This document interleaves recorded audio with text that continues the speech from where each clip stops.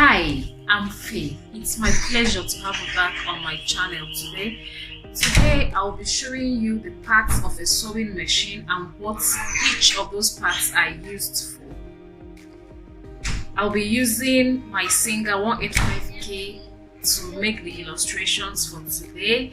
So this is the manual from the manuallive.com that I downloaded online. Of course, immediately you get your sewing machine, you want to go through the manual first to know what you've got and how to use them. Here is the sewing machine. I'll be showing you all those parts that we just saw now. I'll be showing you on this sewing machine and how they are all used. First is the pressure regulating screw or the thumb screw.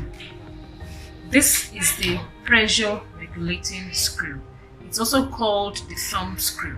It's used to regulate the pressure of the machine on the fabric. For example, if you're making lightweight fabrics, you want to make it tighter so that it holds the fabric. The pressure will be stronger. But when it's a thick fabric, you want to loosen it out a bit so the pressure won't be so much on the fabric. That's the function of that one. The next one is the spool pin. This is the spool pin. It's used to hang your spool or sewing thread on. That's the major function of it. The next one is the hand wheel. This is the hand wheel of your machine. As you wind it, it winds and makes the machine to work. Just as it winds like this, it takes up the needle and down. That's the function of the wind. If you want to take up the needle, as you're winding it, the needle goes up and down like this. That's it. So the take up lever is just here. This is the take up lever. It goes up and down with the needle as you wind the hand wheel. It goes up and the thread, your spool, passes through it. The next one is the bobbin winder. This is the bobbin winder right here. If you need to roll thread on your bobbin, all you need to do is bring it down, get your bobbin to this point, get your bobbin in here, bring this down. Then as you apply pressure on the foot pedal, it rolls up your thread on the bobbin. That's the function of the bobbin winder. Then the belt is situated right in here. You can see it. It connects the motor. Yeah, this is a better view. It connects the motor and the hand wheel. So once pressure is applied on the foot pedal, it makes the motor to work, and as it's working, the hand wheel rolls these belts and thereby making the machine work.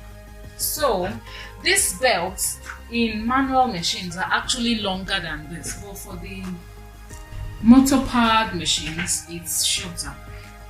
The next thing is the needle tension or the thread tension. This is the thread tension or the needle tension. This, you adjust it to either increase or reduce the tension on the thread. It determines if the thread will be tighter or loose depending on what projects you're doing and what you really want your stitches to be like. Then the throat. This is the throat plate here. This throat plate covers the feed dog. This is your feed dog. As you're sewing, the feed dog makes your fabrics to move. It's also called the teeth, but it's popularly known as the feed dog. And this is your throat plate that covers this, and it's just right under the presser foot. This is your presser foot. It's right under your presser foot and under the needle. The next is the slide plate. This slide plate covers your bobbin. This is where the bobbin goes into. So the slide plate covers it. Then your motor. Here you go. That's your motor. If you're using an electric machine, the motor plays the major role of making the machine work in the first place. Then, the stitch regulator. This stitch regulator, just like the thread tension, the stitch regulator determines the length of the stitch. If you want a longer stitch or a shorter one, like if it's on 6, the stitch tends to be longer and loose. But when it's on 20, for example, it's shorter and tight. So the tight stitch is when you take it up, and the loose one is when you take it down. For example, if you want to make gather stitch or stretched stitch, it's very good if you use 6 because it makes it loose and easy for you to drag or maneuver. That is it. That's how it's done. You just tighten it this way, and that's it. Then it's also used to reverse the sewing machine. If you're sewing, for example, and of course you move forward when you're sewing. Let me show you this. As I'm sewing this, I'm moving forward. But if I need to reverse it or make it move backwards, all I need to do is take this up, and you see it goes back. So it reverses the function of the machine.